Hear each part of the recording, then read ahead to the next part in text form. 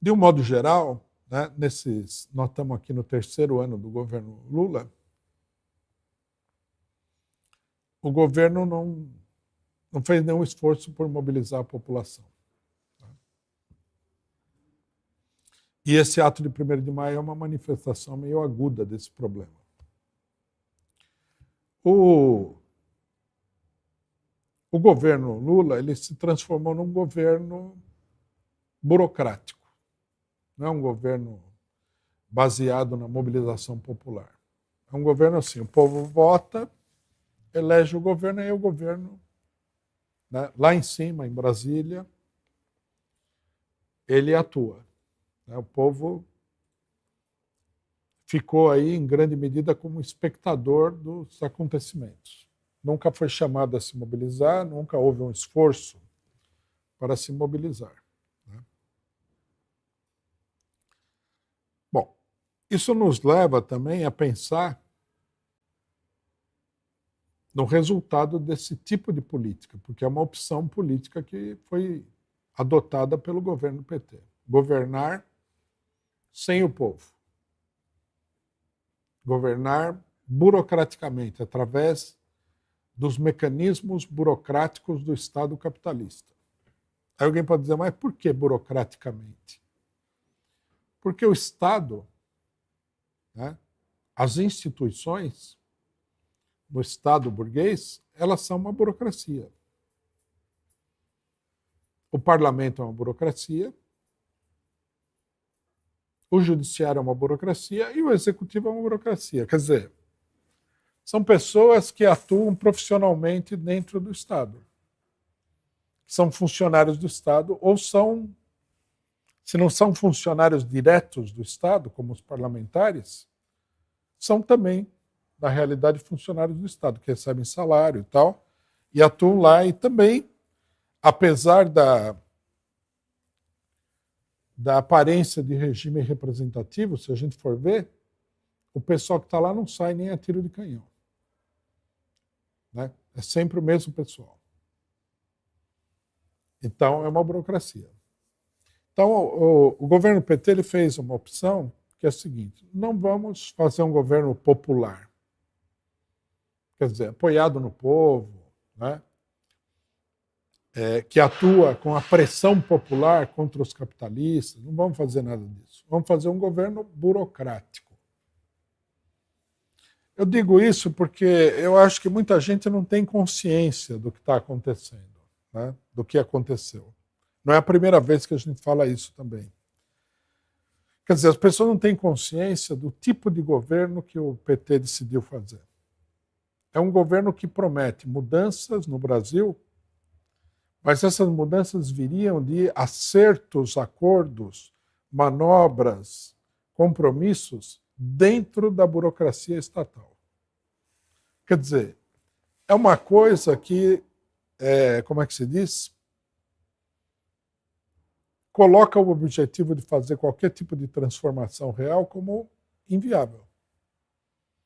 Porque, no final das contas, o veículo da transformação não seria o povo, seria a burocracia do Estado, o que é absurdo.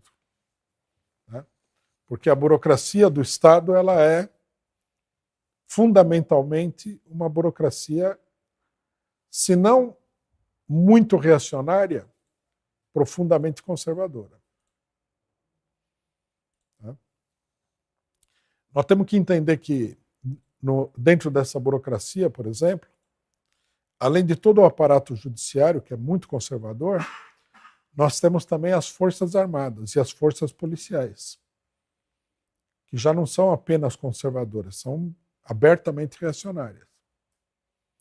Então você teria que, através de acordos dentro do Congresso Nacional, com os militares, com isso, com aquilo, com aquele outro, você iria fazer grandes transformações no Brasil. É inviável. É impossível.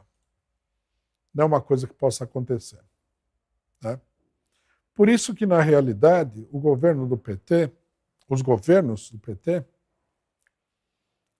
os dois governos Lula e o governo e meio da Dilma, nunca conseguiram fazer absolutamente nenhuma reforma estrutural no Brasil. Nenhuma. Né? Os propagandistas do governo falam, não, o governo... Eu vi Falou, o governo fez muita coisa e tal. Tudo bem, de fato o governo fez muita coisa. Eu vi uma lista que uma pessoa colocou aí, tem programa bolsa, deve ter umas 10 bolsas aí para suprir necessidades sociais. Tem programa para tratamento dentário, tem um monte de programa. Mas uma coisa que a gente precisa ter claro é que esses programas que foram feitos, eles têm um caráter paliativo. Ele não cura o doente.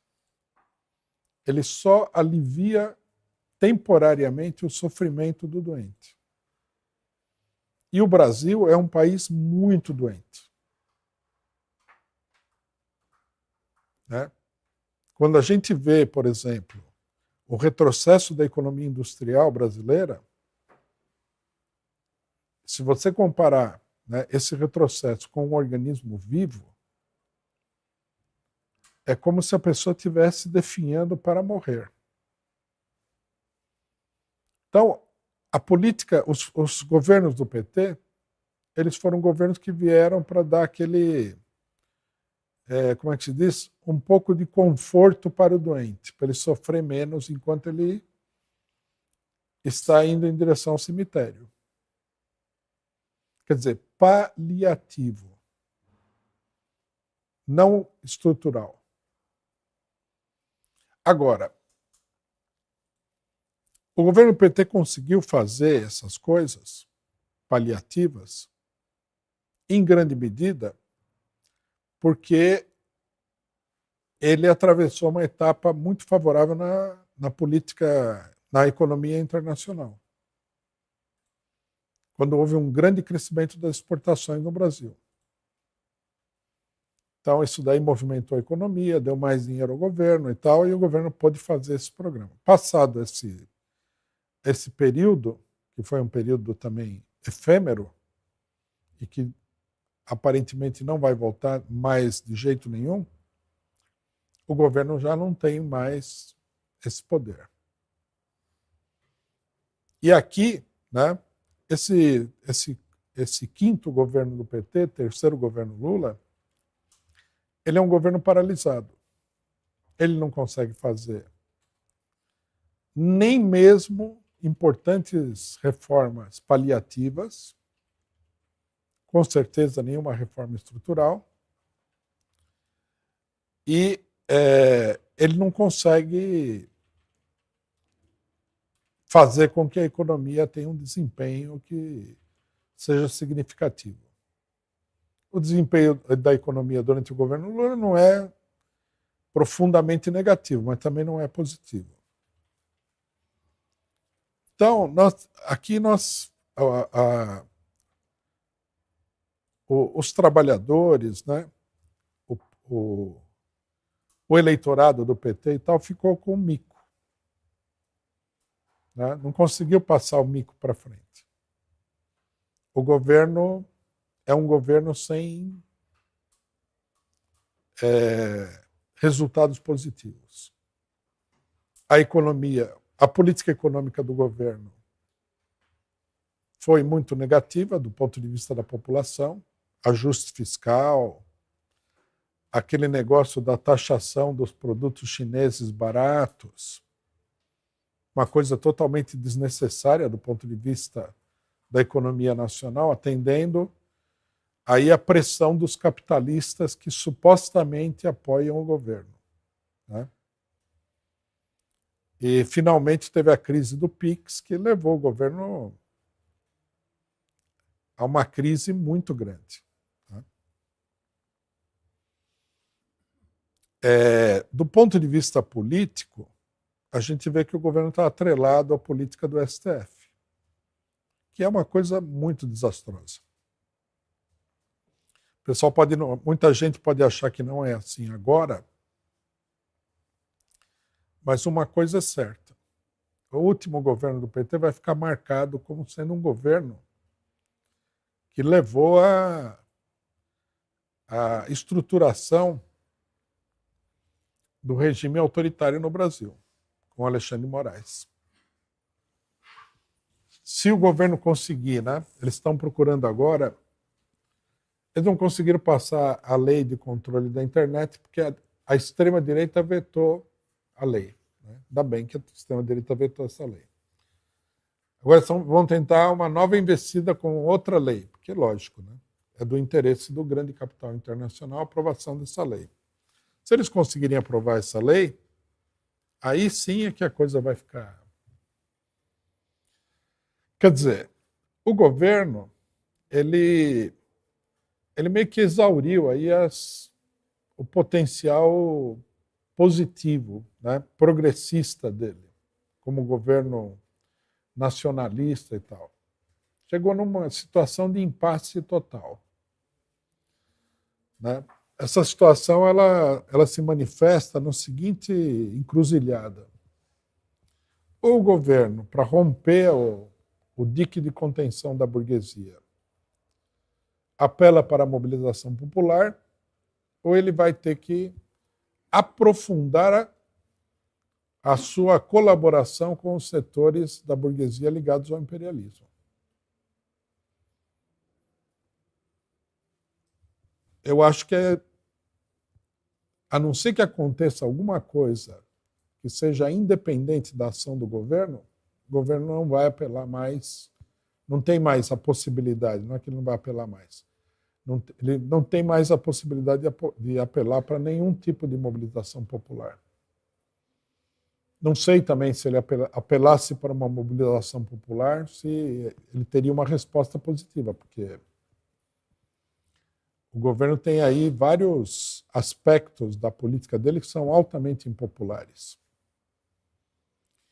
Então, ele adotou, né, e eu acho que está se consolidando essa política, a sua aliança com os setores pró-imperialistas no Brasil.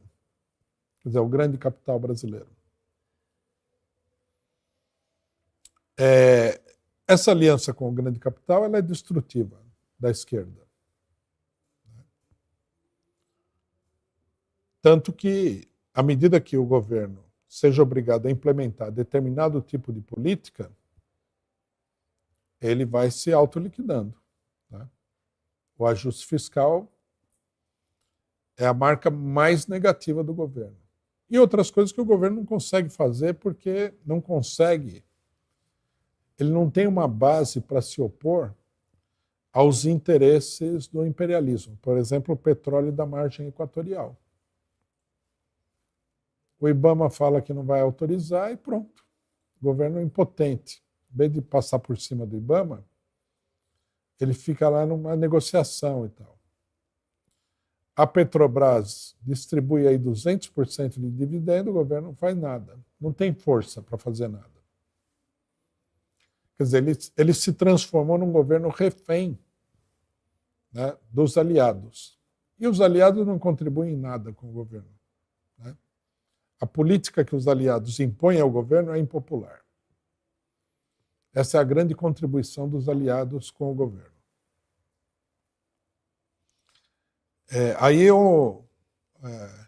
Ontem, né, no 247, alguém falou uma coisa que eu acho que assim, deve ser o raciocínio corrente no PT. Se o governo romper com os aliados, o governo cai. Não acho que seja tão simples assim. Né? Que o governo vai cair porque rompeu com os aliados. Mas o fato é que se ele não romper com os aliados, ele pode cair também. Porque a aliança é uma aliança, assim, a aliança do